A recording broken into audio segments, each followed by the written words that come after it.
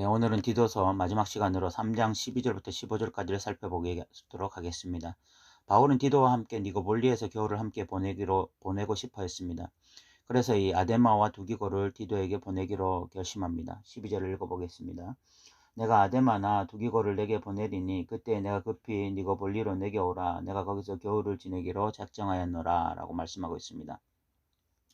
여기서 이 아데마라는 사람은 본서에서만 나오기 때문에 누구인지 정확하게 알지 못하지만 그 이름의 뜻은 아데미의 선물로 미루어 볼 때에 이 아데미 신을 섬기던 그런 숭배하던 사람이었는데 그 개종에서 예수를 믿게 된 사람으로 보입니다. 두기고는 바울의 아주 중요한 동역자로 바울의 3차 전도 여행 중에 함께 동행했고, 또 바울의 로마 1차 투옥 생활 중에 에베소서 골로새서를 가지고 소아시아를 방문했던 사람입니다. 이 두 사람 중에 한 명을 디도에게 보내는 이유는 디도가 했던 그 역할을 이 두 사람 중에 한 명이 감당하기를 원했기 때문으로 보입니다. 바울은 이 니고볼리에서 디도를 만나서 함께 겨울을 보내기를 원했습니다. 13절에서는 세나와 아볼로 이야기가 나오는데 세나는 신약의 다른 곳에서 등장하지 않기 때문에 누구인지 정확하게 알 수 없습니다. 읽어보겠습니다. 율법께서 세나와 및 아볼로를 급히 먼저 보내어 그들로 부족함이 없게 하고 라고 말씀하고 있습니다. 이 세나는 이곳에서만 나오기 때문에 누구인지 알 수 없지만 이 아볼로는 율법학자로서 사도행전에 의하면 성경에 능통한 자였고 또 고린도전서에 의하면 이 가르침과 설교에 탁월했던 자였습니다. 이 두 사람이 디도서를 가지고 그레데 섬에 방문한 것으로 보입니다. 이 두 사람에게 부족한 것이 없게 하라는 것은 이 경제적 지원을 하라는 것으로 보입니다. 14절에서는 다시 한번 선한 일에 힘쓰는 자가 되게 하라는 주제가 나옵니다. 읽어보겠습니다. 또 우리 사람들도 열매 없는 자가 되지 않게 하기 위하여 필요한 것을 준비하는 좋은 일에 힘쓰기를 배우게 하라. 여기서 우리 사람들이라는 것은 그레데 사람들을 의미합니다. 그 사람들로 열매가 없는 신앙생활을 하지 않고 좋은 일에 힘쓰는 자들이 되게 하라고 말씀합니다. 이것이 디도서의 핵심입니다. 디도서는 거짓 선지자들과 다른 그리스도인의 삶에 대해서 말을 하고 있습니다. 이 거짓 선지자들은 입으로는 하나님을 시인하나 행위로는 부정한 자들이었습니다. 즉 말과 행위가 따로 노는 자들이었습니다. 그래서 그들은 순종의 열매가 아닌 불순종의 열매를 낳았습니다. 그러나 그들은 탁월한 종교인들이었습니다. 그들 옆에 있으면 신앙생활은 이렇게 해야 되는구나 라고 생각할 정도로 열심과 품위가 있었습니다. 그런데 실제 삶으로 들어가 보면 이들은 이중적이었습니다. 믿는 대로 행하는 자들이 아니라 믿는 것과 행위가 따로 노는 자들이었기 때문입니다. 저는 오늘날 역시 우리가 자주 매료되는 것이 이런 것이라 생각합니다. 탁월한 기도 생활, 탁월한 이 성경 읽기, 예배, 교회 봉사, 종교적인 언어 사용, 모든 것이 과연 그리스도인이 아니라면 흉내도 낼 수 없을 정도로 귀한 모습들이고 매력적이고 아름다운 모습입니다. 그런데 현실적인 삶으로 가면 믿지 않는 자들과 전혀 구분이 되지 않을 수 있습니다. 삶으로 가면 성경적인 원리가 작동하지 않을 수가 있고 기도의 영성이 돈의 영성보다 약할 수 있습니다. 이런 것들은 물론 본인이 영적으로 늘 민감하여 주님 앞에서 자신을 살필 때에야만 알 수 있는 것입니다. 저는 이런 이야기를 할 때 제일 먼저 떠오르는 사람이 바로 저 자신입니다. 저는 과거 이런 종교적인 부분에 타의 추정을 불허할 정도로 열심을 가지고 있던 사람이었습니다. 저는 기도를 많이 하지 않고 성경을 읽지 않는 사람들이 이해가 가지 않았습니다.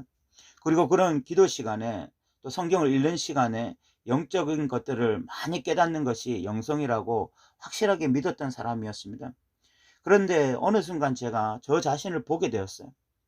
그런 종교적 열심에 비해서 현실에서는 그 종교심이 삶을 지배하지 못한다는 걸 알았습니다. 물질적인 어려움이나 인간관계의 어려움이나 그런 현실적인 어려움들이 찾아오면 믿지 않는 자들과 별반 다르지 않게 행동하는 저의 모습을 발견했습니다. 저야말로 입으로 하나님을 시인하나 행위로는 하나님을 자주 부정하던 자였습니다. 그것을 깨닫고 지금까지 믿음과 삶의 일치를 보려고 부단히 노력해 왔습니다. 그러나 저는 지금도 자주 저의 믿음과 삶이 따로 노는 것을 목격하곤 합니다. 그러나 과거와 달라진 것이 있다면 무엇보다 화려한 종교적 열심으로 저 자신을 감추려 하지 않는다는 것입니다. 또한 그런 종교적 열심이 삶의 열매로 나타나기를 늘 소망한다는 거예요. 그래서 과거에는 기도 자체, 성경 읽기 자체가 목적이었다면 이제는 그런 것들이 도구가 되어 삶의 열매가 목적이 되길 소망하는 것입니다. 디도서는 우리에게 이 부분에 대해서 아주 좋은 도전과 교훈을 주고 있는 것이죠. 15절은 이 마무리 인사로 마치고 있습니다. 나와 함께 있는 자가 다 내게 무난하니 믿음 안에서 우리를 사랑하는 자들에게 너도 무난하라. 은혜가 너희 무리에게 있을지어다. 사도 바울의 전형적인 이 마지막 인사로 마치고 있죠. 우리는 지금까지 디도서를 살펴보았습니다. 디도서에서는 무엇보다 신앙과 삶이라는 것이 함께해야 된다는 것을 강조하고 있습니다. 제가 가장 많이 들었고 지금도 가장 많이 듣는 이야기 중 하나가 목사님 현실은 다릅니다 라는 이야기입니다. 그 중에는 그저 그런 신앙인들이 그런 말을 하는 경우도 있지만 누가 봐도 탁월한 신앙인이라고 생각하는 그런 자들이 막상 현실 앞에서 그런 이야기를 하기도 했습니다. 저는 교회를 개척하고 그 현실이라는 놈 앞에 직면해서 사람들이 왜 그런 말을 하는지 뼈저리게 절감하는 시간을 가지기도 했습니다. 정말 현실은 때때로 우리로 하여금 두려움이나 불안이나 초조나 염려를 가져다 줍니다. 어떤 사람들은 기도하면 다 된다라고 말을 하는데 그런 사람들은 진짜 하나님을 모르는 사람들입니다. 기도하면 다 되는 것이 아니라 기도하면 하나님의 뜻이 이루어지는 것입니다. 기도는 만사 형통의 도구가 아니라 기도는 뜻이 하늘에서 이루어진 것처럼 땅에서도 이루어지게 하는 도구인 것입니다.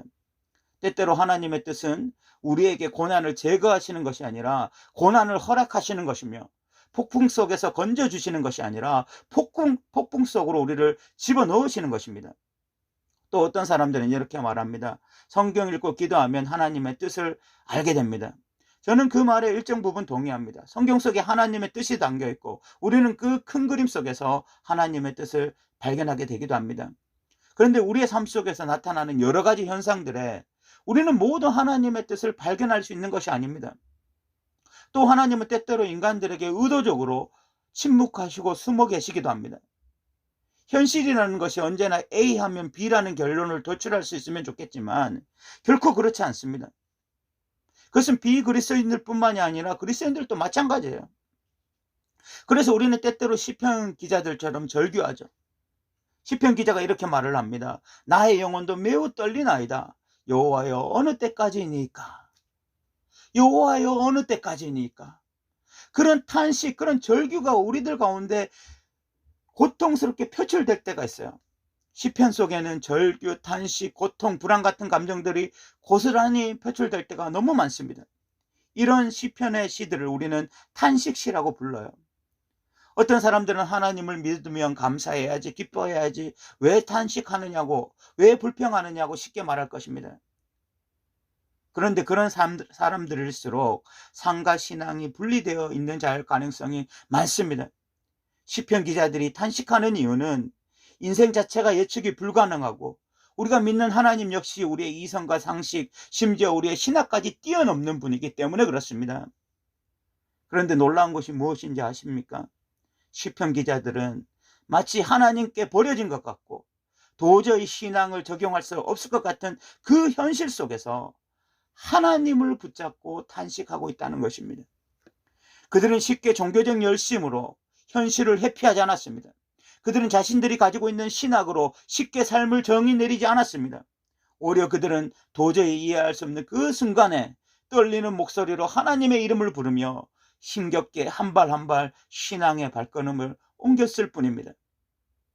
디도서를 보면서 우리는 그래야 한다고 생각합니다. 레리 크레비슨 하나님을 신뢰하는 것이라는 책에서 그 표제가 기가 막히게 멋있습니다. 불확실한 삶에서 하나님을 붙들고 씨름하다라는 표제입니다. 종교적 영역에서가 아니라 불확실한 삶 속에서 하나님을 붙들고 저와 여러분 모두 씨름을 했으면 좋겠습니다. 때때로 우리는 하나님을 이해할 수 없을 것입니다. 때때로 우리는 하나님께 격분할 것입니다. 때때로 우리는 하나님으로부터 등을 돌리고 도망가려 할 것입니다. 그래도 그런 씨름을 불확실한 삶에서 합시다. 종교적인 영역이 아니라 그 불확실한 현실 속에서 그렇게 합시다. 그래서 삶에서 끝내 선한 일에 열심을 내는 믿음의 사람들이 됩시다. 삶을 거룩한 산제사로 하나님께 드려지는 그런 믿음의 사람들이 됩시다. 디도서를 마치면서 저는 이런 결론으로 여러분들과 결론을 내고 싶습니다. 불확실한 삶에서 하나님을 붙들고 씨름하다. 지금까지 들어주셔서 감사합니다.